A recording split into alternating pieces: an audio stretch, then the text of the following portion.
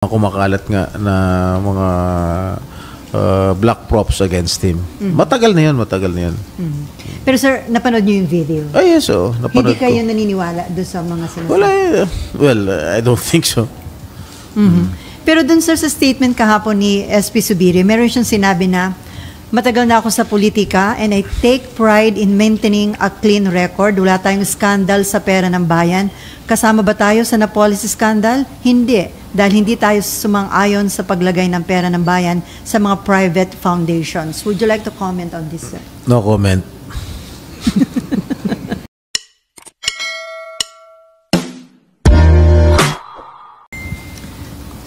Sir, after the Senate leadership, yung nag-change ng Senate leadership, how's the relationship ng majority dun sa Solid 7? Okay naman.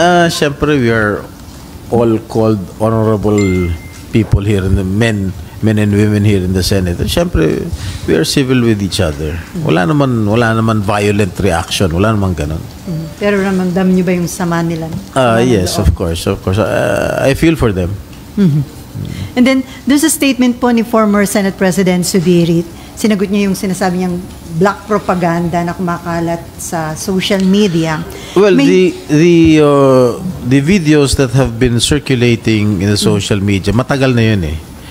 I even called the attention of SP Zubiri before na marami mga kumakalat nga na mga black props against him. Matagal na yun.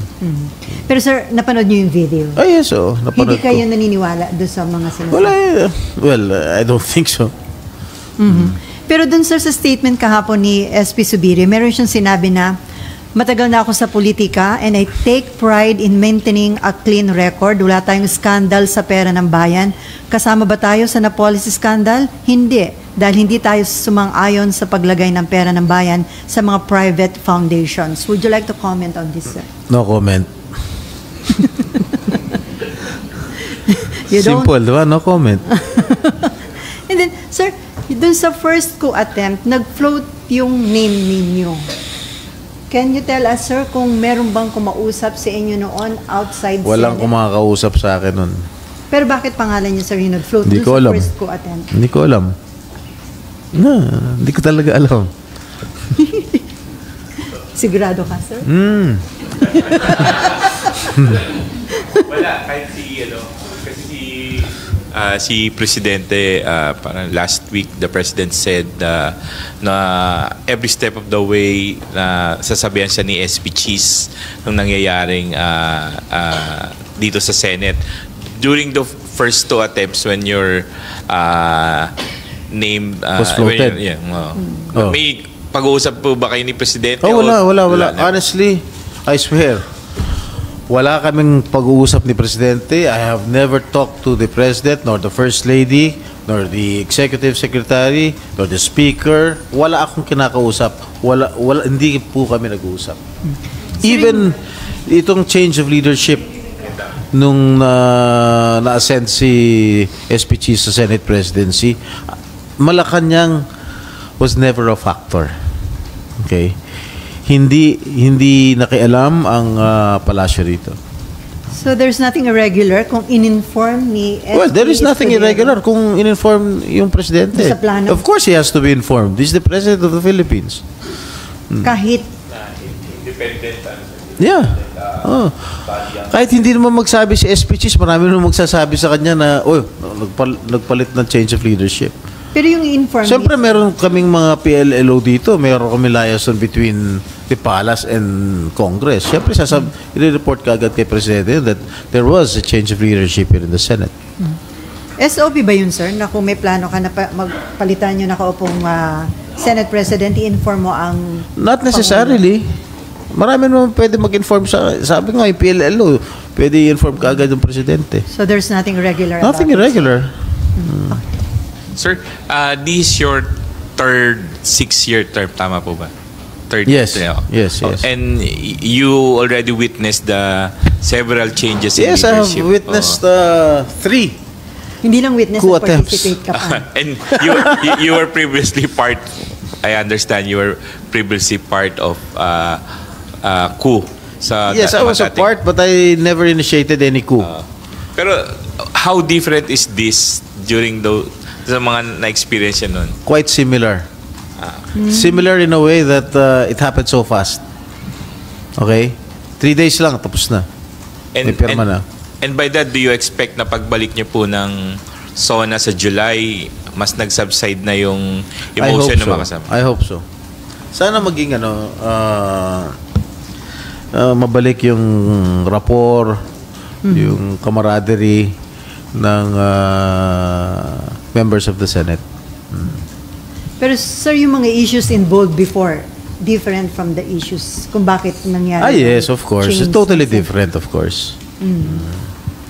And then sir, you're one step closer sa position bilang Senate President. Do you aspire? No. Ang sabi ko nga sa sarili ko, makabalik lang ako sa Senado because of all those issues hounding against me before. Makabalik lang ako sa Senado, okay na ako. Papasalamat na ako sa taong bayan, papasalamat ako sa ating Panginoon na nakabalik tayo sa Senado, na binigyan ulit ako ng isang pagkakataon na makapagsilbi ulit sa taong bayan. Yung pagiging Senate President pro temp, bonus na lang yun. Pero kung may mag-offer. Hindi na. Not interested. Alam mo, why? Magiging SP ka. Okay. Ngayon,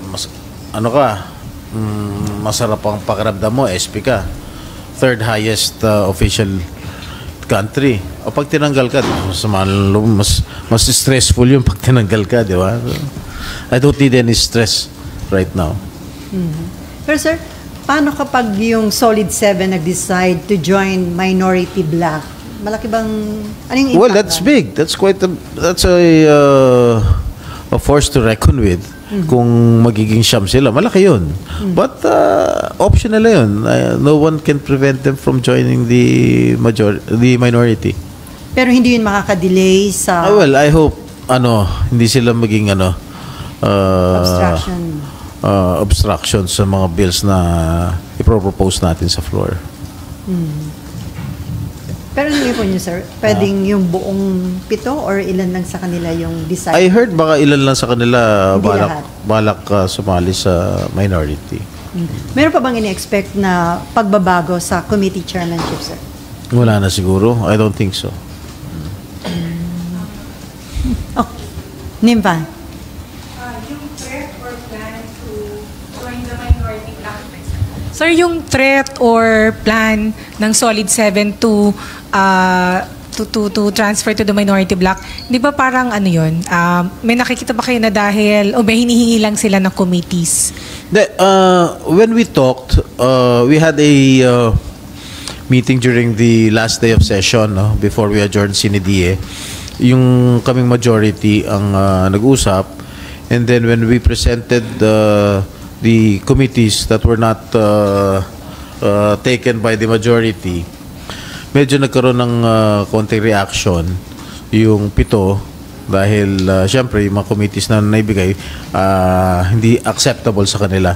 So nag-meeting ulit, nag-usap-usap ulit, then we gave in to what they wanted, yung mga committees na gusto nila.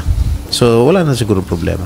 And then yung Committee on Labor, sir, talagang kay Joel Villanueva, Yes, hindi pa sigurado? yes, sabi ko kay Senator Joel, kunin niya na yung Committee on Labor dahil dati naman niyang hawak yung Committee on Labor, and I think he's the most qualified in handling amongst all senators. I think he's the most qualified in handling the Committee on Labor. In-accept na ba niya, sir? Parang oo, hindi. Because I think when I talked to him, he's planning to join the minority. If and when he decides to join the minority, pwede pa naman niyang hawakan i-chair yung Committee on Labor. Pero sir, may ibang committee pa po ba na possibly i-offer sa kanila? Like kay Senator Lawrence, sir, may nagsasabi mga kasamahan nila sa Solid 7 na senior senator siya, 4-term senator or 5, pero sustainable committee lang yung SRD ba yun? Sustainable Development Goals lang yung committee niya. Well, hindi naman tinanggal sa kanya yung meron pa siya sa committee. Ano yung committee niya? Senator Lawrence. Culture. Yeah, hindi naman tinanggal sa kanya. Yun ang kanyang advocacy. Okay, advocacy. So hindi naman namin tinanggal sa kanya.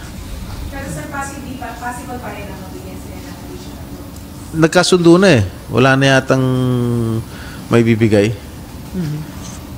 Sir, anong chance nung proposed reform sa pension plan ng MUP na ma-approve before the year end? Well, sisikapin ko na maisabatas yung MUP pension bill. And this has been long overdue. And I think the government badly needs this bill in order to avoid bleeding the coffers of our government. Ano po ba yung problema? Well, meron mga konting problema lang tungkol sa increase ng salaries ng mga MUPs, and that for sure maayos naman natin yung problema yun. Marlon. Sir, may we know the concerns addressed the concerns raised by SOF Recto regarding the MUP, and were you able to address these concerns? Yes, no.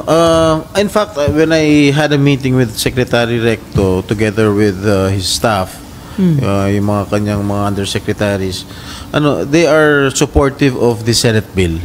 No? Lahat kasi nandun na, kompleto na yung nung nagkaroon kami ng mga consultations with my office and the stakeholders concerned, not only the military, not only the armed forces, together with the police, Coast Guard, Bureau of Fire, Bureau of Jail, NAMRIA. Lahat yan ay kinausap po namin. Nagkaroon kami ng consultations and dialogues with all stakeholders concerned, and they approved of they are in full support of the Senate bill.